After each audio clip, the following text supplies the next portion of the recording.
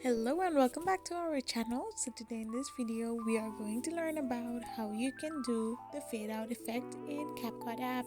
So without wasting much of our time, let's get straight into the video.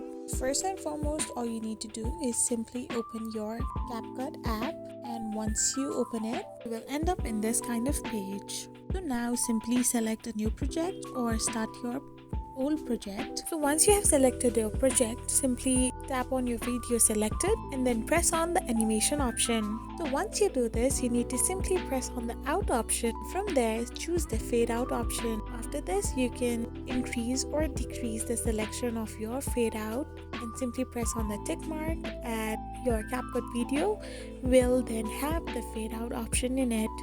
So this is how you add fade out in CapCut. I hope you found this video helpful, so don't forget to hit that subscribe button and do give us a thumbs up.